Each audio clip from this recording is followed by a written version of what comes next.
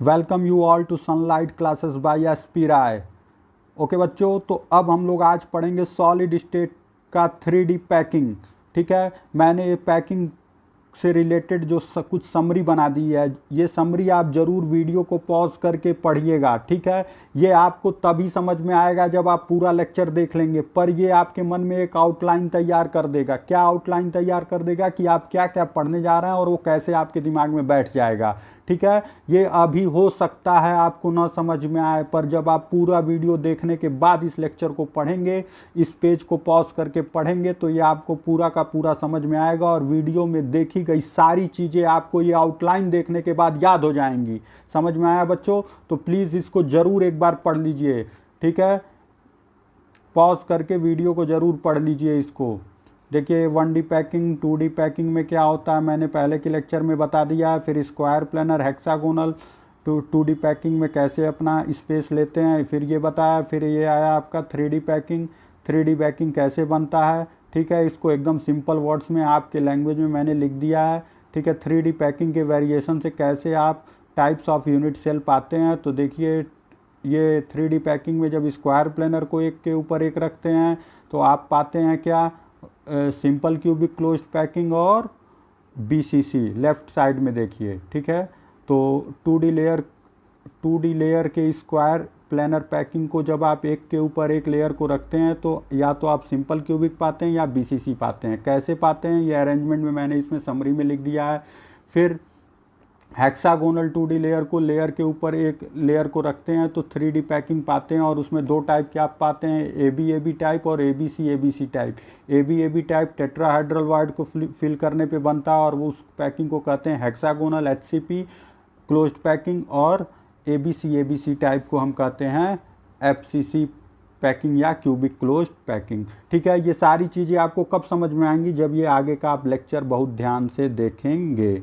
ठीक है, तो बच्चों पैकिंग इन 3D को इस लेक्चर में जितना आसान हो सकता है उतना आसान करके मैंने बनाया है। मुझे इस लेक्चर को बनाने में 9 to 10 आवर लग गए बच्चों। ठीक है, तो प्लीज़ इस लेक्चर को देखिएगा। नहीं समझ में आने पे ज़रूर आप अपने प्रॉब्लम को मेरे सामने रख सकते हैं। ठीक है, मैंने अपना व्हाट्सएप नंबर सब कुछ आपको दिया है। ठीक है, तो चलिए बच्चों ध्यान देते हैं क्या कैसे ये शुरू होता है। देखिए अब तक हम लोग क्या पढ़े थे, पहले इसके प्रीवियस लेक्चर में हम लोग पढ़े थे कि पहले 1D पैकिंग होता है। 1D मतलब एक रो में। ठीक है, 1D से फिर 2D बनता है। कैसे, जब रो एक रो के पीछे दूसरा रो, दूसरे रो के पीछे तीसरा रो अरेंज करेंगे तो 1D से 2D बनेगा। फिर 2D से जब 2D के एक लेयर को 2D के एक लेयर को दूसरे 2D के ऊपर रखेंगे, मतलब एक 2D के ऊपर दूसरा 2D रखेंगे, एक लेयर के ऊपर दूसरा लेयर रखेंगे, दूसरे के ऊपर तीसरा रखेंगे, तीसरे के ऊपर चौथा रखेंगे। जब आप सेकंड लेयर रखना शुरू कर देते हैं तो वह स्ट्रक्चर 3D में आने लगता है। ठीक है ना, चलिए अब पढ़िए packing in 1D। Packing in 1D मैंने प्रीवियस लेक्चर में आपको पढ़ाया है, तो यहाँ थोड़ा फास्ट पढ़ाएंगे। पैकिंग इन 1D और पैकिंग इन 2D मैं यहाँ पे थोड़ा फास्ट चलूँगा इन दोनों के लिए। ठीक है, तो पैकिंग इन 1D क्या होता है, एटम्स अगल बगल एक रो में एक लाइन में अरेंज कर दिए जाते हैं। ठीक है, एक लाइन में जब एटम्स केवल अरेंज रहते हैं तो वो क्या हुआ, पैकिंग इन 1D। यहाँ पे एटम्स का कोऑर्डिनेशन नंबर क्या होता है, 2 होता है। कोऑर्डिनेशन नंबर मतलब एक एटम से सटे हुए कितने और एटम हैं। एक एटम, जो एटम आप ले रहे हैं उससे सटे हुए कितने एटम हैं, वही उस एटम का कोऑर्डिनेशन नंबर होता है। तो यहाँ पे किसी भी एक एटम को आप देखिए तो उसके आगे पीछे केवल 2 एटम हैं, एक आगे एक पीछे। तो 1D में एटम्स का कोऑर्डिनेशन नंबर क्या हुआ, 2 हुआ। ठीक है, अब आ जाइए packing in 2D। Packing in 2D में आप लोगों ने पढ़ा था कि ये जो आप एक रो लिए हैं इसके पीछे दूसरा रो लगाएंगे, फिर इसके पीछे तीसरा रो लगाएंगे। ठीक है, वही क्या हो जाता है, पैकिंग इन 2D बताया गया था इसके पहले वाले लेक्चर में, लेक्चर नंबर 6 में मैंने बताया था। तो पैकिंग इन 2D में जब ये जो पहला रो है, पहली लाइन है, इसके पीछे दूसरी लाइन एटम की लगेगी और एग्जैक्टली इसके पीछे लगेगी, मतलब इस एटम के जस्ट एग्जैक्टली पीछे, इस एटम के जस्ट एग्जैक्टली पीछे। तो बात को समझिए, तो क्या दे देगा, स्क्वायर प्लानर पैकिंग दे देगा। ठीक है, तो यहाँ पे देखिए एक रो के पीछे दूसरी रो। ठीक है, एग्जैक्टली अपोजिट, मतलब इनका सेंटर लाइन आपस में मैच कर रहा है। यहाँ देखिए इनका सेंटर लाइन आपस में मैच कर रहा है, ठीक है ना। तो इस पैकिंग को, स्क्वायर प्लेनर पैकिंग को ए टाइप पैकिंग बोलते हैं। ए टाइप पैकिंग बोलते हैं, क्यों बोलते हैं? क्योंकि सारे एटम का सेंटर लाइन एक लाइन में होता है, सारे एटम्स का सेंटर एक लाइन में होता है, ठीक है। एक एटम दूसरे एटम के जस्ट एग्जैक्टली अपोजिट होता है, जस्ट अपोजिट होता है, ठीक है ना, इधर उधर नहीं, सीधे उसके लाइन में ही अपोजिट रहता है, ठीक है ना। तो इसलिए इसको स्क्वायर प्लेनर पैकिंग बोलते हैं, ठीक है। स्क्वायर क्यों बोलते हैं? स्क्वायर इसलिए बोलते हैं क्योंकि हमने बताया था कि ये जो साइड है ना, ये स्क्वायर बनाता है, ठीक है। ये साइड क्या हुआ, एक तरीके का इसका यूनिट सेल हुआ, मतलब इस साइड को रिपीट करेंगे, जब इस कटिंग को आप रिपीट करेंगे तो आपको स्क्वायर प्लेनर पैकिंग मिल जाएगी, ठीक है। आगे आइए, हेक्सागोनल प्लेनर पैकिंग। जब दूसरा रो जो है, दूसरा रो है वो पहले रो के, दूसरा रो जो है पहले रो के डिप्रेशन को फिल करता हो। जैसे ये देखिए, पहला रो ये है आपका फर्स्ट रो, और दूसरा रो क्या है, पहले रो के जो गैप है इसके बीच में रखा गया। ये एटम क्या रखा गया, इसके बीच में रखा गया। ये एटम कहाँ रखा गया, इसके बीच में रखा गया। मतलब पहला रो जो है, दूसरा रो जो है वो पहले रो के डिप्रेशन में, वॉइड में रखा गया है। तो क्या होता है, इसको कहते हैं हेक्सागोनल प्लेनर पैकिंग। क्यों? क्योंकि देखिए इसका जो यूनिट सेल है वो कैसा बन रहा है, हेक्सागोन बन रहा है, ठीक है। तो ये 2D की बात हो रही है, तो इसमें सेकंड रो को बी रो मानते हैं, क्योंकि सेकंड रो और फोर्थ रो देखिए एक तरीके से मिल रहा है, और फर्स्ट रो और थर्ड रो एक तरीके से मिल रहा है। तो क्या कहेंगे इसको, ए बी टाइप पैकिंग कहेंगे, ठीक है। अब आइए हम लोग 2D से अब चलते हैं 3D में। आज की हमारी कहानी यहीं से शुरू होती है, 2D। देखिए ये मिठाई का मैंने पिछले लेक्चर में मिठाई का एग्जाम्पल लेके आपको पढ़ाया था। ये देखिए एटम का केवल सिंगल लेयर है, यहाँ पे देखिए सिंगल लेयर, मिठाई का केवल कितना आया है, 3 4 5 रो हैं, पर लेयर कितना है एटम्स का, लेयर कितना है मिठाई का, लड्डू का कितना लेयर है, केवल एक लेयर है। मतलब देखिए इस थाली में, जिस ट्रे में रखा गया है, इस ट्रे में एटम्स केवल, इस ट्रे में लड्डू केवल एक प्लेन में है, केवल एक प्लेन में है। मतलब समझे एटम्स या लड्डू का केवल एक लेयर है, ठीक है। इसमें देखिए अब ये 3D वाला हो गया, ये क्या है 3D वाला हो गया। इसमें देखिए एक एटम का लेयर ये नीचे वाला, उसके ऊपर ये, उसके ऊपर ये, उसके ऊपर ये, मतलब कई लेयर में आ गए। तो जब एक लेयर के बाद दूसरा लेयर जैसे ही जुड़ता है वो क्या हो गया, 3D हो गया। तीसरा लेयर जुड़ा क्या हो गया, 3D। चौथा लेयर जुड़ा क्या है, वो 3D। रियली में स्ट्रक्चर सारे क्या होते हैं, 3D होते हैं, ठीक है। तो ये लेयर है वो लेयर, ठीक है। आइए अब इसको हम लोग समझ जाते हैं इस एग्जाम्पल से। देखिए 2D में अभी आपने पढ़ा था सिंगल लेयर किसका, 2D में स्क्वायर प्लेनर का। तो ये आपका स्क्वायर प्लेनर था 2D में, ठीक है। इस स्क्वायर प्लेनर लेयर के ऊपर दूसरा रख दीजिए, एक दूसरा लेयर रखिए, और ऐसा रखिए कि जस्ट इसके ऊपर हो।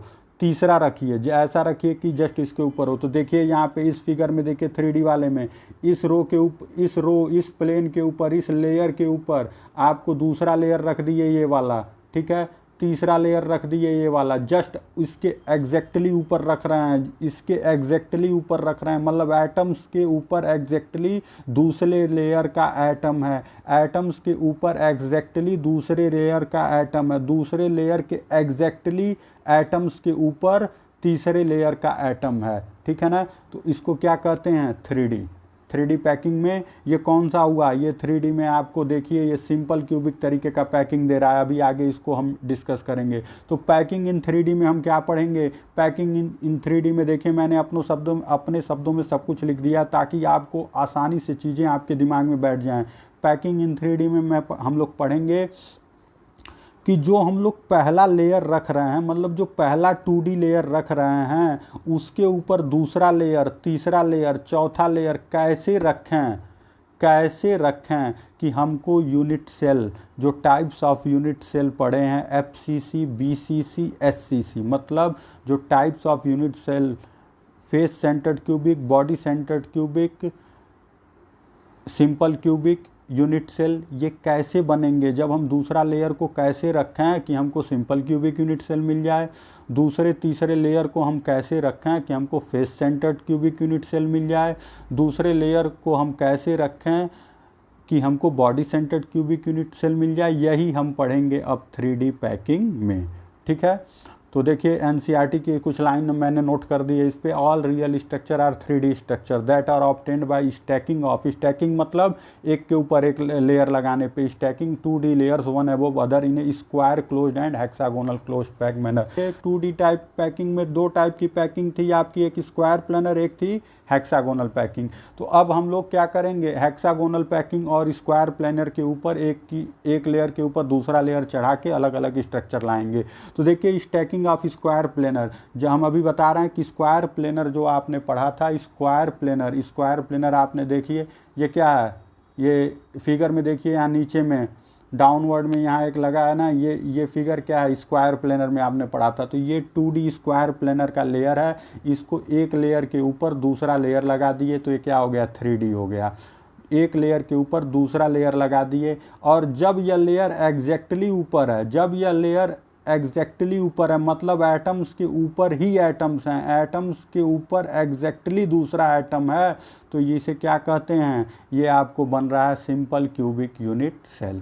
कैसे बन रहा है, ये क्या बन रहा है, सिंपल क्यूबिक यूनिट सेल। इसका यूनिट सेल कैसा है, इस 3D का यूनिट सेल कैसा है, सिंपल क्यूबिक यूनिट सेल है। कैसे आप जान गए सिंपल क्यूबिक यूनिट सेल है, कैसे मैंने जाना, आप फिगर में देखिए।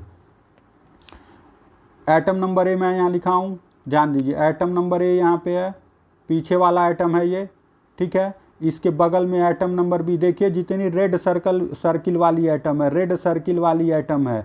पहले आप सिंपल क्यूबिक को यहाँ देख लीजिए, इस फिगर में देखिए, इस फिगर में आप देखिए पहले सिंपल क्यूबिक को, इस फिगर में देखिए, atom number A, atom number B, atom number C, atom number D है पर आपको दिख नहीं रहा है, एटम नंबर डी भी है पर आपको दिख नहीं रहा है, ठीक है। Atom number F, atom number G, atom number H, ठीक है।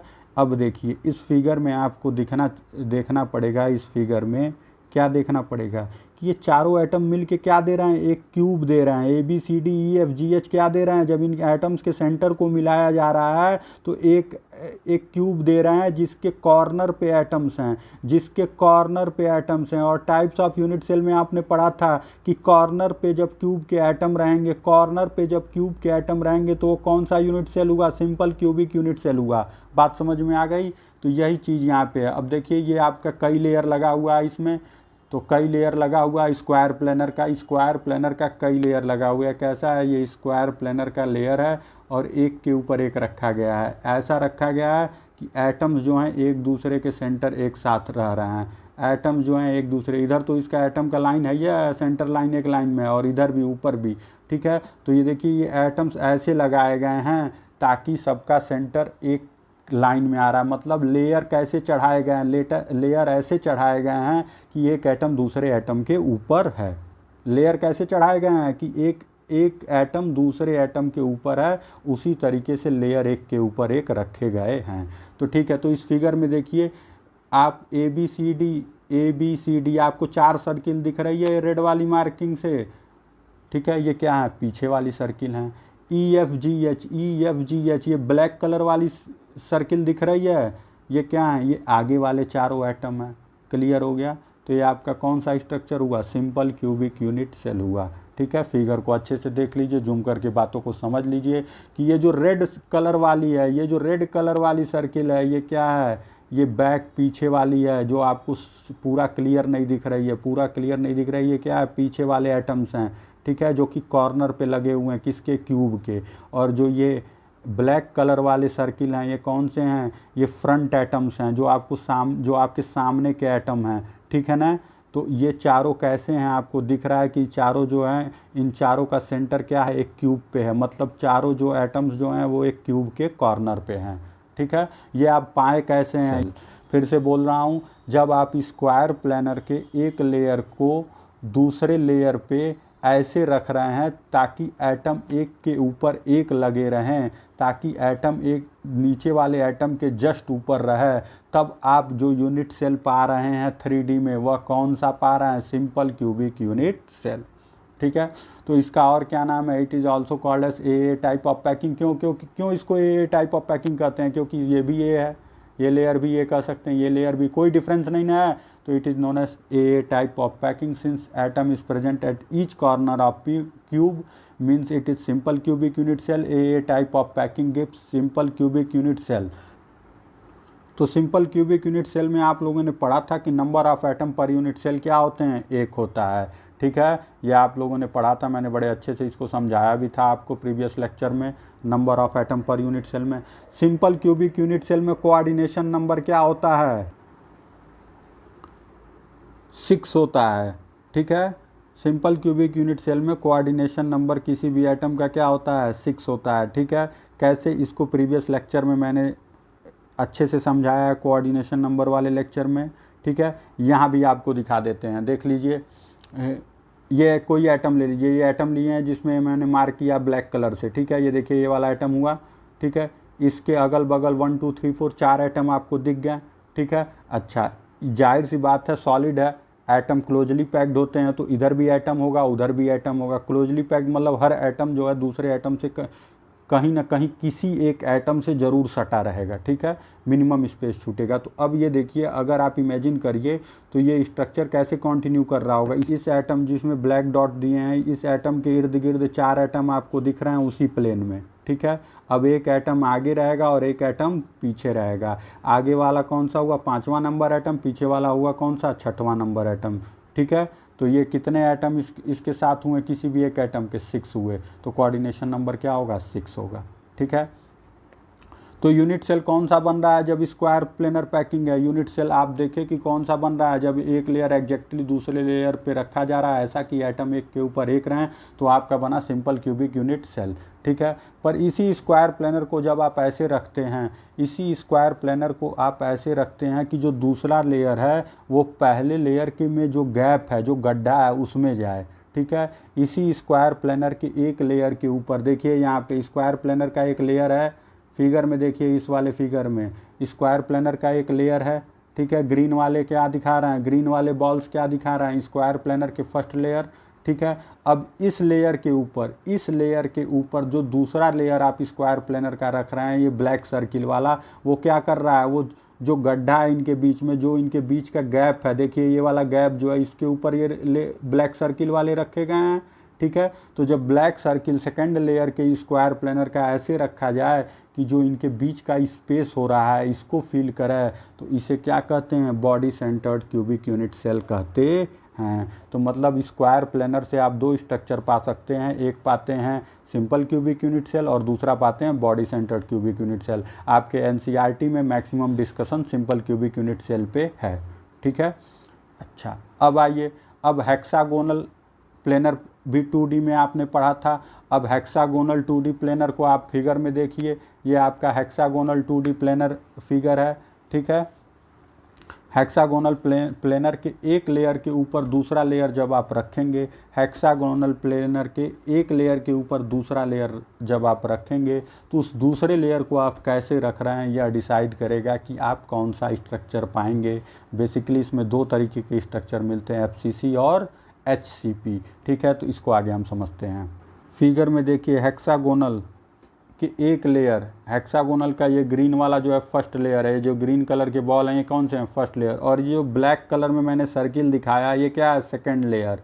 ठीक है, सेकंड लेयर है। ठीक है, चूँकि ब्लैक कलर वाली सर्किल को हम पूरा इसलिए नहीं रंगे हैं क्योंकि आपको फिगर क्लियर हो। ठीक है ना, तो ये है बेसिकली क्या, ये एटम है, स्फेयर है। ठीक है, तो ये ग्रीन कलर वाला आपका फर्स्ट लेयर ऑफ एटम्स दिखा रहा है, और सेकंड लेयर कौन सा है, ये जो ब्लैक कलर वाली सर्किल है। ठीक है, दोनों लेयर कैसी हैं, दोनों लेयर के स्ट्रक्चर क्या है, 2D में दोनों लेयर आपस में कैसी हैं, हेक्सागोनल हैं। तो जब हेक्सागोनल का दूसरा लेयर ऐसे रखा जाए, जब हेक्सागोनल का दूसरा लेयर ऐसे रखा जाए कि वो फर्स्ट लेयर के जो गैप है, फर्स्ट लेयर का ये जो गैप है इसके ऊपर रख दिए आप एटम को, फर्स्ट लेयर का जो गैप है इसके ऊपर एटम को रख दिए, फर्स्ट लेयर का जो गैप है इसके ऊपर एटम को रख दिए। ठीक है, तो इस तरीके से क्या है, सेकंड लेयर भी ध्यान दीजिएगा, सेकंड लेयर भी क्या आपस में कैसा है, ये जो ब्लैक सर्किल वाला लेयर है ये कैसा है, ये भी हेक्सागोनल प्लेनर ही है। ये ब्लैक सर्किल वाला भी दूसरा लेयर जो है हेक्सागोनल प्लेनर है, और ये दूसरा लेयर जो है ये फर्स्ट लेयर पे ऐसे रखा गया कि इसको जो है, ये जो गैप है इनके बीच का, फर्स्ट लेयर के बीच का जो टेट्राहेड्रल गैप है उसको फिल कर रहा है। ठीक है ना, तो ये क्या, कौन सा लेयर बनाएगा।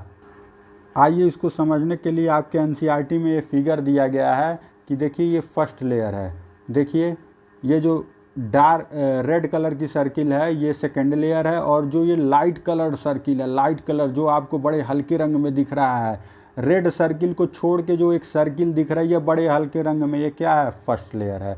अब आप देखिएगा, ध्यान दीजिएगा, रेड सर्किल के नीचे आपको लाइट कलर की सर्किल मिल रही है, ठीक है। तो रेड सर्किल्स के बीच में एक स्पेस आपको दिख रहा है, टी लिखा हुआ, ठीक है। रेड सर्किल्स के बीच में एक स्पेस दिख रहा है, टी लिखा हुआ, और रेड और लाइट कलर्ड सर्किल के बीच में एक स्पेस आपको दिख रहा है, ओ लिखा हुआ। इसको हम बोलते हैं, टी वाले को टेट्रागोनल वाइड और ओ वाले को ऑक्टाहेड्रल वाइड। वाइड मतलब गैप या स्पेस, ठीक है। यहाँ देखिए टेट्राहेड्रल वाइड। दोबारा देखिए, ये 3 एटम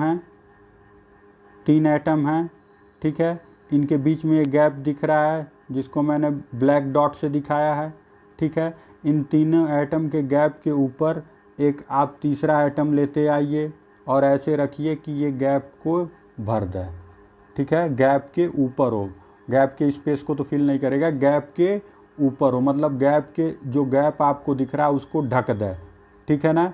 तो ये जो वाइड बना इसे क्या कहते हैं? टेट्राहेड्रल वाइड बोलते हैं। क्या बोलते हैं? टेट्राहेड्रल वाइड बोलते हैं, ठीक है। टेट्राहेड्रल क्यों बोलते हैं? देखिए 1 मिनट, ये ऊपर वाले दोनों सेंटर का एटम हो गया, ठीक है। अच्छा, ये नीचे वाले एटम का सेंटर हो गया, ठीक है। अब ये बाहर वाले एटम्स का सेंटर कैसे बनेगा? ये सेंटर हुआ ना, बाहर वाले एटम का ये सेंटर हुआ, इसको मैच करा दीजिए। डॉट लाइन से क्यों मैच कराएंगे? क्यों डॉटेड लाइन से मैच कराएंगे? क्योंकि ये जो है उस प्लेन में नहीं है, ये उसके आगे या उसके पीछे के प्लेन में है। तो ये जो फिगर है ये क्या है? टेट्राहेड्रॉन का फिगर है। क्या है? टेट्राहेड्रॉन। इसीलिए इसे क्या कहते हैं? टेट्राहेड्रल वाइड कहते हैं, ठीक है। अब ऑक्टाहेड्रल वाइड देखिए, अभी आप टेट्राहेड्रल में पढ़े हैं कि ये जो गैप था जो आप ब्लैक डॉट से दिखा रहे थे, इस गैप को आप जो है एक एटम ला के रख दिए हैं, तो ये एटम्स का सेंटर मिलाने पे टेट्राहेड्रॉन बन रहा था, इसलिए इसे टेट्राहेड्रल वाइड कहेंगे। पर इस केस में आपको कुछ और देखना पड़ेगा। इसमें क्या है कि ये आप 3 एटम्स के बीच का जो गैप है इसके ऊपर 3 एटम्स और ला दिए, 3 एटम्स के बीच का जो गैप है इसके ऊपर 3 एटम और ला दिए। देखिए यहाँ पहले वाले फिगर में आप पहले इस एटम्स, ये दोनों एटम के बीच का जो गैप है ये भी वही है, और ये देखिए ये भी टेट्राहेड्रल वाइड है और ये भी टेट्राहेड्रल वाइड है, ठीक है। ब्लैक सर्किल के बीच में जो आपको स्पेस खाली मिल रहा है ये भी टेट्राहेड्रल वाइड है, और रेड सर्किल के बीच के जो खाली स्पेस मिल रहा है ये भी आपको टेट्राहेड्रल वाइड है।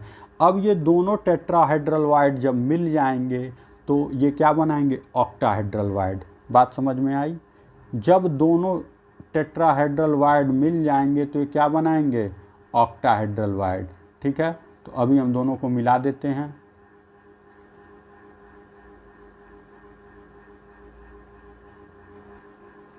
ध्यान दीजिएगा बच्चों, ये पहले का टेट्राहेड्रल वाइड और दूसरे का टेट्राहेड्रल वाइड यहाँ पे आपको मिल गया। ये क्या हो गया है?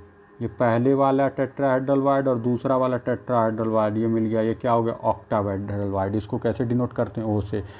इसमें ध्यान देने वाली जो चीज़ है जो आपके एग्जाम में पूछ सकता है 1 मार्क में, ऑक्टाहेड्रल वाइड का कोऑर्डिनेशन नंबर क्या होता है? ऑक्टाहेड्रल वाइड का कोऑर्डिनेशन नंबर क्या होता है? तो 6 होता है। क्या होता है? 6 होता है। क्यों? क्योंकि ये 6 एटम से बन के बना होता है। देखिए फिगर में ध्यान से, ठीक है।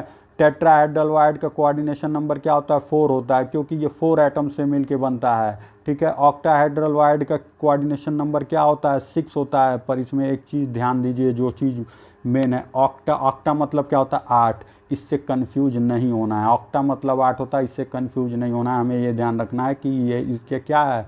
इसका कोऑर्डिनेशन नंबर 6 ही है, ठीक है ना बच्चों। अब आइए फिगर में, देखिए पहला लेयर मैंने ब्लू कलर के सर्किल से दिखाया है, ठीक है।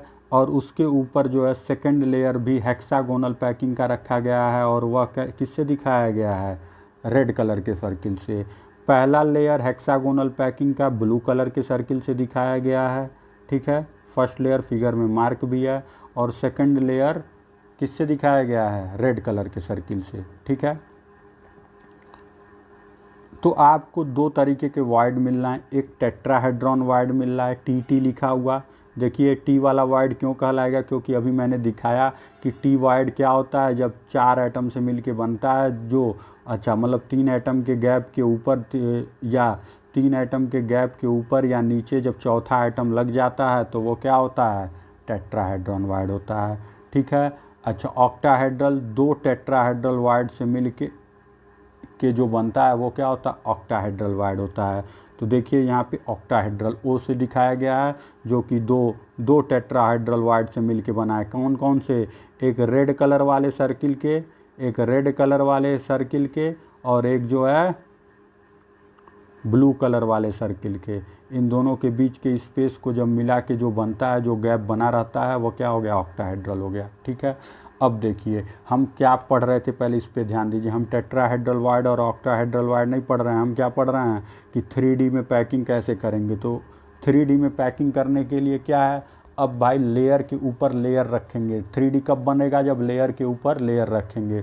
तो एक सेकंड लेयर हम रख दिए, अभी हमको अपना रिजल्ट नहीं मिला, अब हम थर्ड लेयर कैसे रखेंगे। तो देखिए जब हम तीसरा लेयर रखेंगे, ऐसा तीसरा लेयर रखें कि वो टेट्राहेड्रल वाइड को कवर करे। ये जो टी लिखा हुआ वाइड है इसको कवर करे। इस तरीके से अगर हम तीसरा लेयर रखें, और वो भी तीसरा लेयर कौन सा होना चाहिए, हेक्सागोनल पैकिंग का होना चाहिए, ठीक है ना। तीसरा लेयर हेक्सागोनल पैकिंग का ऐसे रखें कि ये टी वाले वाइड को कवर करे, तो हम कौन सा स्ट्रक्चर पाएंगे, तब हम लोग HCP स्ट्रक्चर पाएंगे। देखिए फिगर में तीसरा लेयर कौन सा है, ग्रीन कलर वाला। ग्रीन कलर की जो सर्किल है वह क्या दिखा रही है, थर्ड लेयर। ग्रीन कलर वाली सर्किल जो है ये क्या दिखा रही है, थर्ड लेयर। आप इसमें ध्यान से देखिए बच्चों, ग्रीन कलर वाली सर्किल क्या दिखा रही है, थर्ड लेयर। ये आपका क्या हुआ, थर्ड लेयर। ये कौन सा हुआ, सेकंड लेयर। तो फर्स्ट लेयर कहाँ गया, फर्स्ट लेयर जब टेट्राहेड्रल वाइड को ढक रहे हैं, जब टेट्राहेड्रल वाइड के ऊपर आप लगा रहे हैं तीसरा लेयर, तो तीसरा लेयर पहला लेयर से मैच कर गया। मतलब ये ग्रीन वाले के नीचे है क्या, ब्लू वाला, जो इसके पहले आपने देखा था फर्स्ट लेयर सेकंड लेयर। तो जब तीसरा लेयर रखेंगे टेट्राहेड्रल के ऊपर, तो ये ब्लू वाला लेयर ढक जाएगा ना, ठीक है ना। ये ब्लू वाला लेयर, ये ब्लू वाला सर्किल ढक जाएगा ना। वही चीज़ यहाँ हुआ है, तीसरा लेयर जो है पहले लेयर के जस्ट ऊपर है। मतलब तीसरा लेयर जो है पहले लेयर से मैच खा रहा है, जस्ट ऊपर नहीं, पहला लेयर जो है वह तीसरे लेयर से मैच कर गया। क्यों, क्योंकि देखिए तीसरा लेयर रखने के बाद पहला लेयर आपको दिख नहीं रहा है। तो जो तीसरे लेयर के एटम हैं वह इनलाइन है किससे, उनका सेंटर इनलाइन है किससे, फर्स्ट लेयर के एटम से, ठीक है। तो जब आप ये क्या पा रहे हैं कि थर्ड लेयर और पहला लेयर क्या है, सेम हो गए। भाई बॉल्स हैं, सारे बॉल्स जो एटम्स जो हैं सेम हैं। तो आप क्या पा रहे हैं कि थर्ड लेयर और फर्स्ट लेयर जो है सेम हो गए हैं। तो ये कब आपको मिला, फर्स्ट लेयर और थर्ड लेयर सेम कब मिले, जब आप टेट्राहेड्रल वाइड को हेक्सागोनल पैकिंग लेयर से ढक रहे थे। जब आप टेट्राहेड्रल वाइड के ऊपर थर्ड लेयर चढ़ा रहे थे तो आपको मिला कि तीसरा लेयर जो है वो फर्स्ट लेयर से मैच कर गया। तो इसलिए इस पैकिंग का दूसरा नाम भी है AB टाइप पैकिंग। क्यों, क्योंकि पहला लेयर दूसरा लेयर, अब तीसरा लेयर तो फिर मैच कर गया पहले वाले से ही, तो इसलिए इस जगह भी क्या हो गया, AB टाइप पैकिंग। आ गई बात समझ में। अच्छा, इसको और क्या बोलते हैं, हेक्सागोनल क्लोज्ड पैकिंग। क्यों हेक्सागोनल क्लोज्ड पैकिंग बोलते हैं, क्योंकि जब अभी आप नीचे इसका स्ट्रक्चर देखेंगे तो ये हेक्सागोन के रूप में आएगा, ठीक है ना। तो ये हेक्सागोन के रूप में आएगा, ये देखिए। क्लियर हुई बात। ये NCERT में आपका दिया है, ठीक है। अब आइए,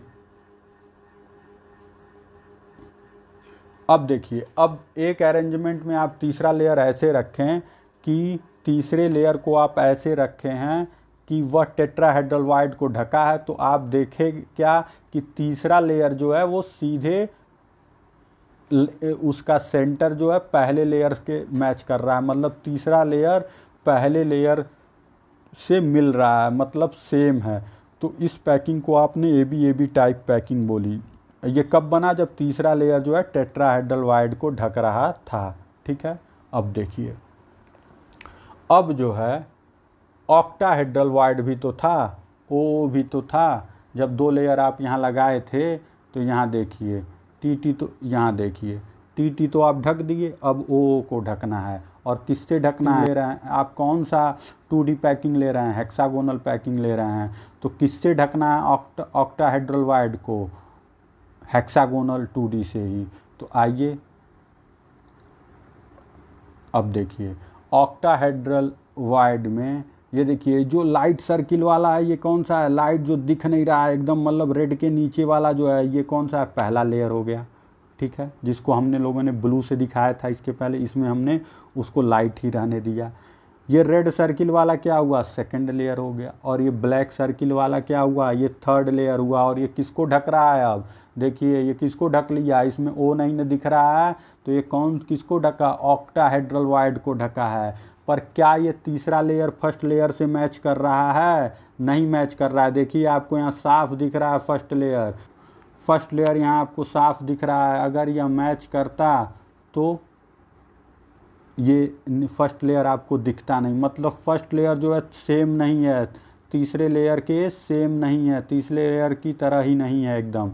ठीक है, इसका मतलब क्या हुआ कि आपको 3 लेयर अलग अलग दिख रहे हैं। कौन से? ये फर्स्ट वाले ए टाइप मानिए, तो ये रेड वाला बी टाइप और ये ब्लैक वाला सी टाइप, तीनों एक टाइम पे आपको दिख रहे हैं।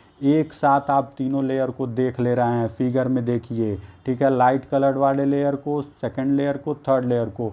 मतलब ये कोई भी लेयर ऐसा नहीं है कि अपने नीचे वाले किसी एटम को एग्जैक्टली पूरा का पूरा ढक ले, मतलब सेम हो जाए। ठीक है, तो इसलिए चूँकि तीनों लेयर डिफरेंट हैं इसलिए इसको बोलते हैं A B C type packing. और इससे हमको क्या मिलता है? इससे हमको जो मिलता है स्ट्रक्चर उसका नाम है face centred cubic unit cell. अब आपको समझ में आया face centred cubic unit cell कैसे बनता है? तो face centred cubic unit cell summary में ऊपर में मैंने बताया था कि ऑक्टाहेड्रल वाइड को ढकने से face centred cubic unit cell बनता है। ऑक्टाहेड्रल को ढकने से FCC और CCP स्ट्रक्चर होता है। स्क्वायर प्लानर का एक के ऊपर एक एग्जैक्टली रहता है तो हमको सिंपल क्यूबिक मिलता है। स्क्वायर प्लानर का जब दूसरा लेयर उन पहले लेयर के वॉइड्स को ढकता है तो हमको बॉडी सेंटर्ड मिलता है। ठीक है, ये सारा कुछ समरी को देखिएगा, आपके दिमाग में सब बैठ जाएगा। ठीक है, तो देखिए इसको मैंने फिर से समझा दिया है। मैं चीज़ों को कई बार लिख देता हूँ ताकि आप लेक्चर को एक से दूसरी बार जब सुने या तीसरी बार सुने तो आपके दिमाग में सारी चीज़ें बैठ जाएंगी। ठीक है, तो while covering tetrahedral void we get A B type packing. ठीक है, hexagonal closed packing. Hexagonal closed packing का कोऑर्डिनेशन नंबर क्या होता है? 12 होता है। ठीक है, कोऑर्डिनेशन नंबर इसमें किसी भी एटम का क्या है? 12 है। ठीक है, ऑक्टाहेड्रल वाइड को हम बोलते हैं A B C type packing. ठीक है, और ये हमको कौन सा देता है? FCC स्ट्रक्चर देता है। इसमें भी क्या है? जो सेंटर एटम्स हैं, जो एटम्स हैं उनको हम क्या कहेंगे? क्यूबिक क्लोज्ड पैकिंग बनाते हैं या FCC बनाते हैं। ठीक है, और ये क्या कहा जाता है? इसका भी कोऑर्डिनेशन नंबर 12 होता है। देखिए इसके पहले वाले लेक्चर में जो प्रीवियस लेक्चर के पहले वाला लेक्चर था उसमें हम लोगों ने ये फिगर देखा था FCC का। ठीक है ना, ये देखिए एटम्स कैसे अरेंज है, एटम्स रियल में ऐसे अरेंज हैं। ठीक है ना, इसका यूनिट सेल ये हुआ, इसका यूनिट सेल ये हुआ, FCC स्ट्रक्चर का हुआ। तो ये आप फिगर देख लीजिए। ठीक है, चीज़ें क्लियर हो जाएंगी। अब आइए अब एक नई चीज़ और देखते हैं, नंबर ऑफ वॉइड्स। ये क्वेश्चन आपके एग्ज़ाम में पूछता है। अभी देखिए मैं एक प्रैक्टिस कराने वाला हूँ कि बोर्ड में क्या क्या क्वेश्चन आते हैं, किस पैटर्न में बोर्ड में क्वेश्चन आते हैं, उसका भी लेक्चर मैं इस सॉलिड स्टेट के लास्ट लेक्चर में दे दूँगा कि बोर्ड के लिए आपके कौन कौन से पैटर्न पे और क्या क्या क्वेश्चन आते हैं। ठीक है ना, चलिए नंबर ऑफ वॉइड्स पे क्वेश्चन आते हैं, कंपटीशन में भी आते हैं, बोर्ड में भी आते हैं। यहाँ देखिए वाइड्स कितने, कौन एटम कितना वाइड्स बना रहा है। तो ये देखिए ब्लैक सर्किल वाले जो हैं, ब्लैक सर्किल वाले एटम, इनके साथ कितने वाइड्स हैं, 2 टेट्रागोनल हैं, 2 टेट्राहेड्रल वाइड हैं और एक जो है ऑक्टाहेड्रल, ठीक है ना। तो कहने का मतलब ये है, अभी आप लोगों ने देखा कि एक टेट्राहेड्रल वाइड जब दूसरा टेट्राहेड्रल वाइड दोनों जब मिलते हैं तो क्या बना रहे थे, ऑक्टाहेड्रल वाइड। मतलब अगर एक एटम का अपने एडजेसेंट साइड 2 टेट्राहेड्रल वाइड में कंट्रीब्यूशन होता है, ठीक है, एक एटम जो है अपने एडजेसेंट साइड अगल बगल 2 टेट्राहेड्रल वाइड में कंट्रीब्यूट करता है, ठीक है, और एक ऑक्टाहेड्रल वाइड में कंट्रीब्यूट करता है, ठीक है। देखिए यहाँ पे इस एटम को आप देखिए, 2 टेट्राहेड्रल वाइड में कंट्रीब्यूट किया, एक ऑक्टाहेड्रल। इस एटम को देखिए, इस एटम को देखिए, ठीक है ना। इसी तरह इस एटम को देखिए, देखिए ये जो है ये आपके नीचे वाले से ना इसको लीजिए, ये नीचे वाले से ना इस दोनों को ना देखिए, इस ब्लैक वाले के कारण देखिए 2 टेट्राहेड्रल और एक ऑक्टाहेड्रल। तो देखिए जब एटम्स n हैं, n नंबर ऑफ एटम्स हैं, तो एक एटम से कितना टेट्राहेड्रल वाइड बन रहा था, 2। तो n नंबर ऑफ एटम हैं तो उसमें टेट्राहेड्रल वाइड कितना बनेगा, 2n। तो उसमें टेट्राहेड्रल वाइड कितना बनेगा, 2n, और ऑक्टाहेड्रल वाइड कितना बनेगा, n। मतलब 10 एटम है तो पूछा गया आपसे कि कितना टेट्राहेड्रल वाइड होगा, तो आप बोलेंगे 20, ठीक है। कितना बोलेंगे, 20, ठीक है। और कितना ऑक्टाहेड्रल वाइड होगा, आप बोलेंगे कि 10, ठीक है ना बच्चों। तो इसी के साथ ये लेक्चर एंड होता है। इसको 2 बार 3 बार सुन लीजिएगा अच्छे से, ठीक है। Must watch and share it also. अच्छा एक चीज़ ज़रूर देखिएगा, जो समरी शुरू में दिखाई गई है, अब इसके बाद ज़रूर उस समरी को देख लीजिएगा, ठीक है ना। और एक बार मैं रिकैप भी कर दे रहा हूँ कि मैं प्रीवियस लेक्चर में क्या पढ़ाया हूँ। तो मैंने प्रीवियस लेक्चर में कैरेक्टरिस्टिक्स ऑफ सॉलिड आप लोग को पढ़ा दी है, फिर एमॉर्फस एंड क्रिस्टलिन सॉलिड का डिटेल दे दिया है, फिर टाइप्स ऑफ यूनिट सेल का उसका कोऑर्डिनेशन नंबर और दे दिया है, ठीक है। फिर क्या बताया था लेक्चर नंबर 4 में, number of atoms per unit cell आपको बता दिया था, और coordination number of each type of unit cell lecture number 4 में बताया था, ठीक है। फिर लेक्चर नंबर 5 में relation between edge length and radius of atom बताया था। अब इसकी ज़रूरत हमको कहाँ पड़ेगी, इसकी ज़रूरत अभी जो इसके बाद लेक्चर है पैकिंग इफ़िशियंसी निकालने के लिए, packing efficiency of unit cell. इसके पहले आप 2D वालों का पैकिंग इफ़िशियंसी पढ़े थे, पर 3D के क्यूबिक यूनिट सेल की पैकिंग इफ़िशियंसी अभी निकालना बाकी है। उसमें आपको लेक्चर नंबर 5 में जो relation between edge length and radius of atom दिया है उसको पढ़ना ज़रूर पड़ेगा, तभी आपका कॉन्सेप्ट अच्छे से और आसानी से क्लियर हो जाएगा, ठीक है। वैसे उसमें भी मैं बताऊँगा ही, ठीक है। तो लेक्चर नंबर 6 में आपने क्या पढ़ा, packing in 1D, packing efficiency in 1D and 2D, coordination number in 1D and 2D, ठीक है। और लेक्चर नंबर 7 में आपने पढ़ा how there's 3D packing by stacking of 2D layer, और क्या पढ़े इसमें, वाइड्स पढ़े, ठीक है। तो बच्चों इसी के साथ द एंड, आप रिवाइज करते रहिए।